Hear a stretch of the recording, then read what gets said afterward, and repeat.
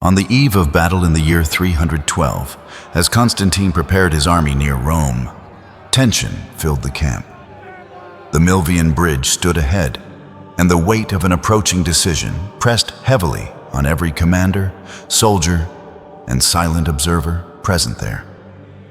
Constantine was not yet the Christian ruler history would later remember. He was a military leader facing uncertainty, torn between inherited traditions and desperation, searching for assurance as the fate of his authority seemed ready to be decided by force alone that day. As daylight faded, the army gathered beneath an open sky. Soldiers whispered prayers to familiar gods, unaware that routine and fear were about to be interrupted by something unexpected, something that would quietly redefine how victory itself might be understood by all present. At that moment, Constantine lifted his eyes upward. What appeared did not resemble lightning or omens he knew. A radiant cross formed clearly in the sky, unmistakable in shape, commanding attention from many witnesses standing nearby who fell silent in shared, astonished wonder. Beside the cross, words appeared within the light, carrying meaning rather than threat. Soldiers froze in place, unsure whether to kneel or flee, as the message conveyed authority beyond any human command they had known before. That terrifying yet compelling public moment together. The phrase later remembered as, "By this sign you will conquer," offered no explanation.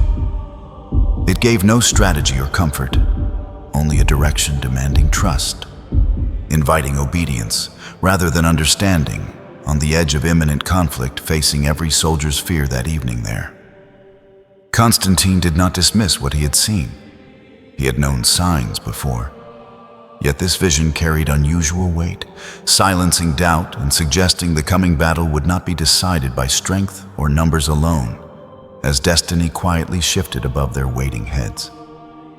Around him, officers exchanged uneasy glances, struggling to interpret what they had witnessed. Fear and awe mixed together. But none could deny that something beyond human design had intervened before any sword was drawn, altering the course of events in that charged hour. As darkness settled, the vision lingered in every mind. Questions spread through the camp without answers, while Constantine withdrew privately, aware that what he had seen required a response before dawn arrived to shape strategy, faith, symbols, and decisions for the entire army. The battle was still ahead, yet meaning had already shifted. Victory now seemed tied not only to power, but to obedience toward a sign revealed openly in the heavens before all who watched with uncertain hearts, trembling between fear, hope, faith, and silence. During the night following the vision, sleep came unevenly to the camp. Constantine himself rested little, his thoughts returning repeatedly to the cross in the sky, sensing that the message demanded action rather than quiet contemplation before the coming clash at dawn. Before sunrise, Constantine summoned trusted officers and craftsmen. He described the vision carefully, not as rumor or fear, but as command. Shields were ordered marked with the sign he had seen, a decision that unsettled some, yet bound others with unexpected resolve. The symbol was unfamiliar to many soldiers, differing from traditional Roman standards. Still, they obeyed. As paint and metal took shape, whispers moved through the ranks, wondering whether protection or judgment would follow those who marched beneath this new and untested sign. Constantine watched the preparations closely, remembering moments earlier in his life when obedience had cost him reputation and certainty. This choice felt heavier. It carried not political calculation, but submission to something unseen, something that demanded trust without offering guarantees. As the army assembled, morning light revealed shields bearing the cross. Some soldiers traced the symbol with nervous fingers. Others stood straighter than before. Fear remained.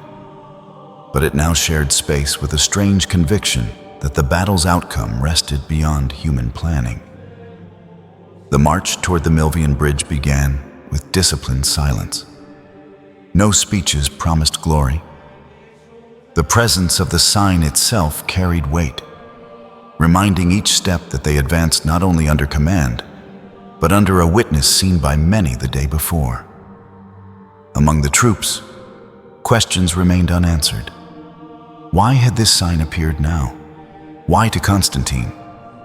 No explanation followed, yet the absence of answers sharpened attention, as though the meaning would only be revealed through endurance, blood, and obedience in the coming hours. Constantine rode with the standard near him, aware that retreat was no longer possible. To ignore the vision now would fracture trust. Whatever awaited them beyond the bridge, the army moved forward carrying a sign that bound fear to hope.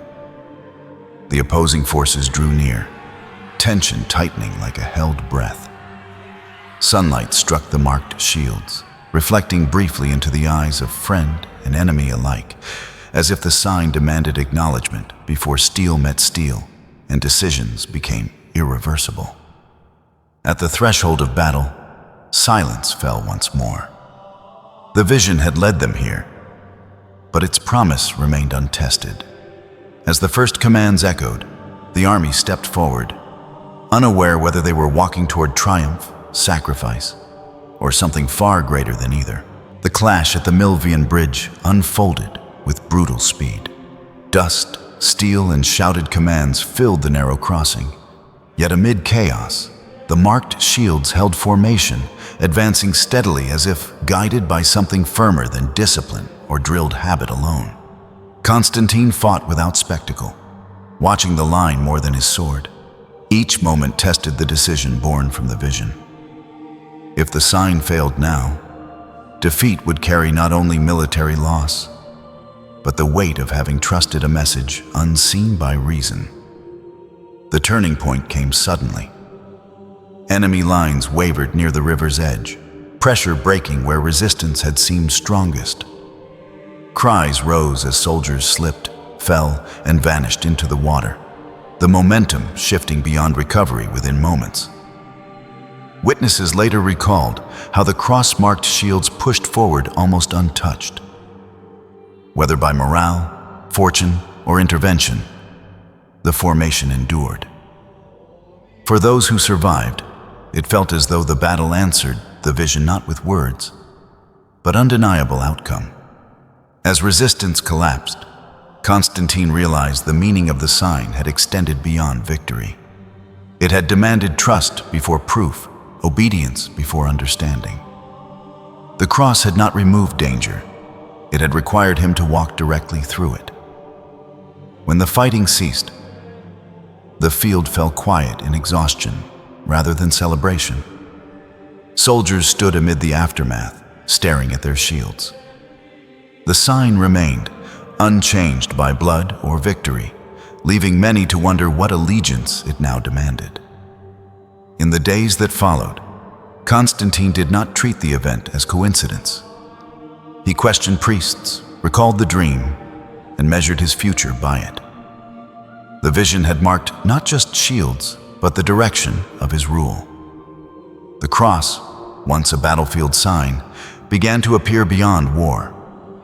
Standards, emblems, and memory carried it forward, no longer merely as a tactic, but as a reminder that power itself might answer to a higher command than emperors.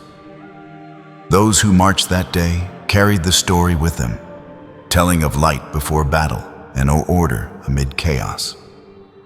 The account spread not as legend alone, but as testimony that something unseen had shaped what steel could not.